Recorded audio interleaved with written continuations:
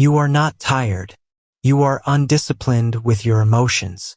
Every time you react, you give someone else the power that belongs to you. Every outburst, every overthinking spiral, every emotional storm costs you control. This audiobook is about taking that power back. It's about mastering the only battlefield that matters, your inner world. From this moment forward, you stop reacting and start ruling. Because when you control your emotions, you control your life. Let's begin. Stop reacting. Start responding.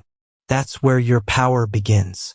Every time you react, you hand control to something or someone outside yourself. A word, a look, a situation, a distraction. You give it all your energy, your focus, your peace. And you don't even realize it. You think you're standing up for yourself. You think you're expressing how you feel. But the truth is simple. When you react, you're not in control. You're being controlled. 1. The trap of reaction. The human brain is built to react. That's survival instinct. Fight, flight, freeze, it's ancient wiring. It kept your ancestors alive in danger. But today, that same instinct destroys your peace. Someone cuts you off in traffic, you explode. A coworker questions you, you over-explain. A loved one ignores you, you spiral. Reaction, reaction, reaction. Automatic, emotional, weak. You must break that cycle. Because if you don't, your life becomes one long chain of reactions. Trigger to trigger, emotion to emotion, without direction or control. You have to understand this. Emotions are impulses, not instructions. Feeling anger doesn't mean you must act angry. Feeling fear doesn't mean you must run.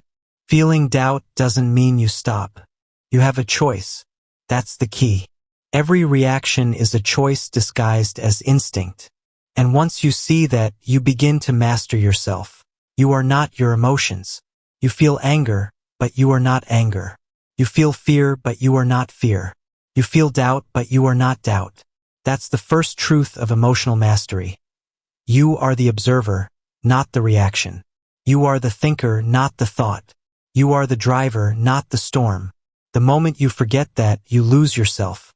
And that's exactly what most people have done. They've built an identity out of temporary emotions. They've let their feelings define who they are. But emotions are weather. You are the sky. The weather changes, you don't. 1.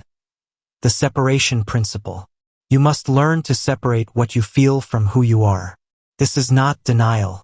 This is discipline. When you say, I am angry, you fuse yourself with the emotion. You become the anger. You justify it. You live in it. But when you say, I feel anger, you take your power back. Now it's just a signal, a sensation, not an identity. That's the key. You feel emotions, but you are not defined by them. Anger is information. Fear is information. Doubt is information. They're not commands. They're not your truth. They're signals to interpret, not instructions to obey. You have a choice. You can observe the emotion. You can study it. You can decide what to do with it. That's control. That's mastery. That's freedom. 2. The Navy SEAL lesson, detachment under pressure. Let me give you a real-world example. When Navy SEALs are in a firefight, chaos is everywhere. Bullets, explosions, fear. But what separates a SEAL from an average soldier is one mental discipline. Detachment. They don't let emotion run the mission. They let awareness run the mission. A SEAL might feel fear, but he doesn't become fear. He observes it. He notices it. Then he acts anyway. That's emotional detachment. It's not coldness. It's clarity. The same principle applies to your life. When someone insults you, the untrained mind reacts. The disciplined mind observes. You think, I feel anger rising. You recognize it. You breathe. You choose your response. That's detachment. That's power under pressure. And make no mistake, life will test you like a battlefield. Every day is emotional combat.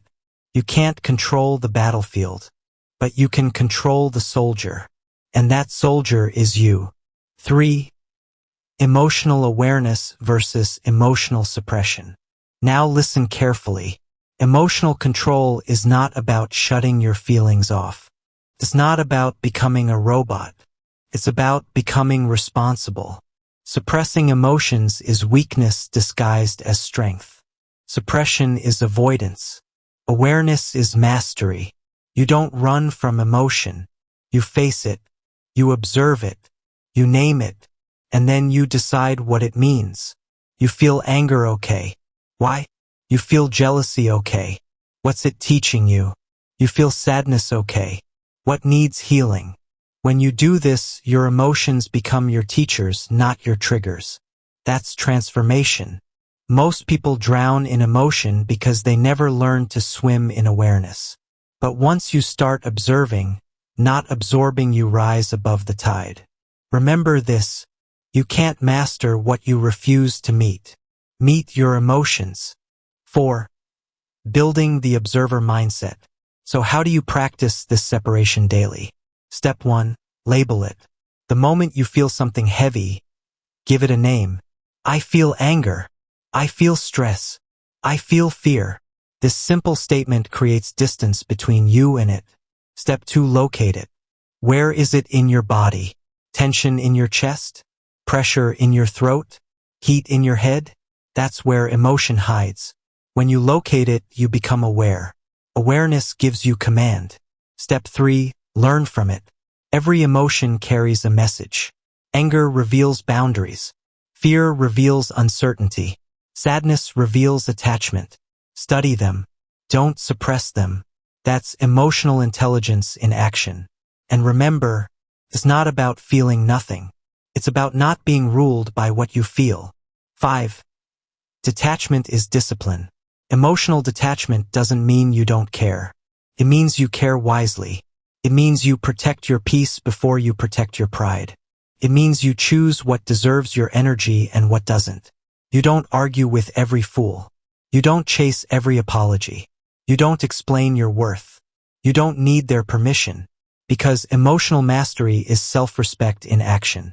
It's knowing when to engage and when to stay silent. The world wants reaction. Discipline gives response. That's the difference between those who crumble and those who command. 6. Real-world practice. Here's how to build detachment in the real world. Morning practice. Start your day by setting intent. Say it out loud. No matter what happens today, I will not be moved by emotion. I will observe, not react. You're training your brain before the world trains you. During conflict, when someone triggers you, don't respond immediately. Detach. Observe. Repeat to yourself, I feel it, but I am not it. Then choose the most rational, effective action, not the loudest one. Night reflection. Before bed, replay the day. Where did you stay composed? Where did you lose control? Celebrate progress, not perfection. Every day is a repetition, and repetition is how discipline is built. 7. Emotional identity detox. Too many people say things like, I'm an angry person. I'm just emotional. I can't help how I feel. That's not identity. That's conditioning. You've rehearsed emotional chaos so long it became your story. Now it's time to rewrite it. You're not an angry person. You're a person who hasn't learned calm yet. You're not emotional. You're untrained. You're not broken. You're undisciplined. It's not about personality. It's about practice. Every time you react differently, you rewrite who you are. You change the pattern. You build the new identity. You become the calm. You become the command. That's how transformation happens, one emotional choice at a time. 8. Remember who's in charge. You control the lens. You control the meaning. You control the motion. When an emotion rises, say to yourself, I see it. I feel it. I control it. That's awareness. That's power. Because here's the truth. The world doesn't care how you feel. It responds to how you act. And if your actions are emotional, you lose respect, power, and momentum. Control the inside and the outside bends with it.